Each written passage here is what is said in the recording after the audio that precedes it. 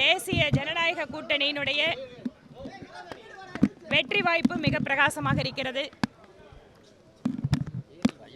தொகுதி பங்கீடு நிறைவு செய்யப்பட்டு தேசிய ஜனநாயக கூட்டணியில் தலைமை ஏற்றிருக்கக்கூடிய அண்ணா திராவிட முன்னேற்ற கழகத்தின் வாயிலாக எதிர்க்கட்சி தலைவர் மற்றும் முதலமைச்சர் வேட்பாளர் திரு எடப்பாடி பழனிசாமி அவர்கள் நேற்று கூட்டணி கட்சிகள் போட்டியிடக்கூடிய தொகுதிகளை எல்லாம் அறிவித்துவிட்டு உடனடியாக தேர்தல் பிரச்சாரத்தையும் நேற்று துவக்கிவிட்டார். மிக வேகமாக உறுதியாக இந்த கூட்டணி கட்சிகள் ஒருங்கிணைந்து இந்த தேர்தலில் வெற்றி பெறுவோம் என்கின்ற நம்பிக்கையோடு களத்தை தொட்டுவிட ஆரம்பித்து விட்டார்கள். பாரதிய ஜனதா கட்சிக்கு 27 தொகுதிகள் ஒதுக்கப்பட்டிருக்கிறது.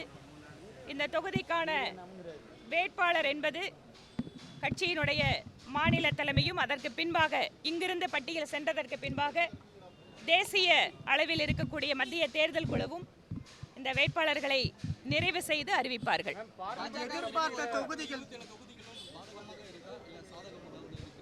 ஒரு கூட்டணி அப்படின்னு வரும்போது நிச்சயமாக நாம எதிர்பார்த்த தொகுதிகள் நமக்கு கிடைக்கிறது அப்படிங்கிறது ஒவ்வொரு கட்சிக்குமே அதில் சாதக பாதகங்கள் இருக்கலாம்.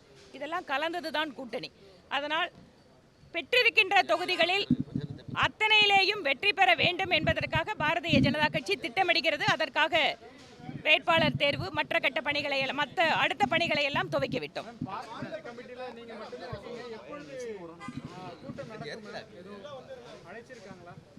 மத்திய தேர்தல் குழுவில் இன்னும் அதுக்கான தகவல் எனக்கு இன்னும் வரல.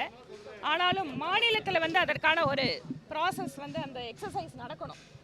அது இங்கே நடந்ததுக்கு அப்புறம் தான் மத்திய தேர்தல் குழு இதுக்காக மீட்டிங் கன்வீன் பண்ணுவாங்க. அண்ணாமலை அவர்கள் போட்டி இல்லைன்னு சொல்லி டெல்லி தலைமைக்கு கடிதம் கொடுத்திருக்கிறதா சொல்லப்படுது. எனக்கு அதை பற்றி எதுவும் தெரியாதுங்க. ஆனால் திரு அண்ணாமலை அவர்கள் போட்டியிட வேண்டும் என்பது என்னுடைய விருப்பம்.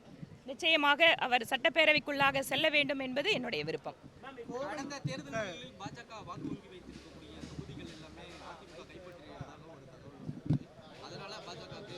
நீங்கள் 21 நாங்கள் வாங்கின வாக்குகள், 24 பாஜக வாங்கின வாக்குகள், இதில் எதுவும் எல்லாமே பப்ளிக் டொமைனில் இருக்கிறதா.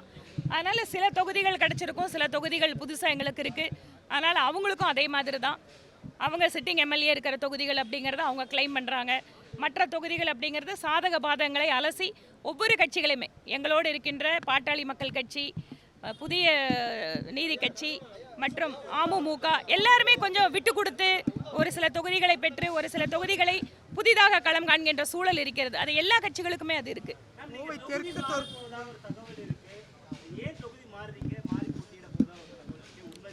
நான் இன்னும் வேட்பாளர் எங்களோட கட்சியை அறிவிச்சதுக்கு அப்புறம் இந்த கேள்வியை கேளுங்க.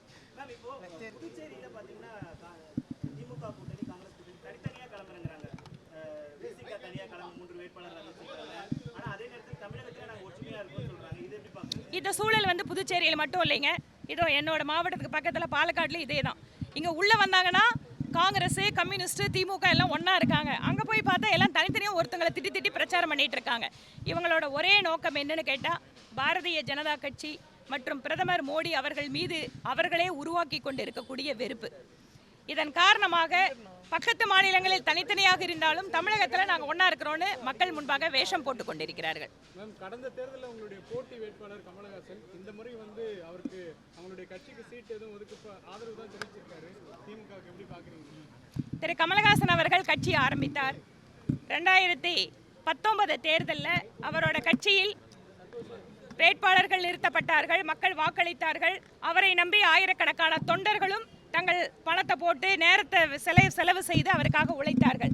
ஆனால் தன்னுடைய சுயநலத்தின் காரணமாக தான் மட்டும் ராஜ்யசபா எம்பி ஆகிவிட்டு அவரை நம்பி கட்சியில் பயணித்த, கட்சிக்காக உழைத்த அத்தனை பேரையும் அம்போ என்று கைவிட்டு விட்டு சென்றிருக்கிறார் என்றால் நான் கோவை தெற்கு தொகுதி மக்களை இந்த நேரத்தில் பாராட்டுகிறேன்.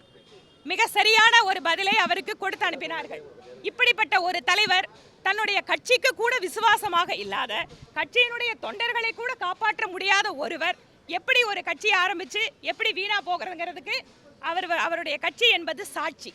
அதனால புதிதாக கட்சி ஆரம்பிக்கின்ற எல்லாரிடமும் மக்கள் இவர் நமக்கு வேலை செய்வாரா, இவர் நம்முடைய குரலாக தொடர்ச்சியாக பயணிப்பாரா, தன்னுடைய கொள்கை அரசியல் என்று வருகின்ற பொழுது அதில் சமரசம் செய்து கொள்ளாமல் இருப்பாரா என்று பார்ப்பதற்கு திரு கமலஹாசனும் அவருடைய கட்சி என்பதும் சிறந்த உதாரணம். மக்கள் இந்த கட்சியிலிருந்து புரிந்து கொள்ள வேண்டும் யார் எப்படி என்று.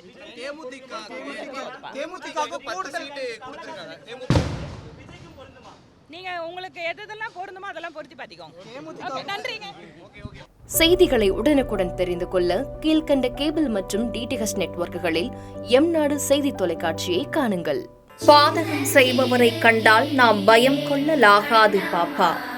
மோதி மிதித்து விடு பாப்பா, அவர் முகத்தில் உமிழ்ந்து விடு பாப்பா. அண்மை செய்திகளை உடனுக்குடன் தெரிந்து கொள்ள இணைந்திருங்கள் எம்நாடு தொலைக்காட்சியுடன்.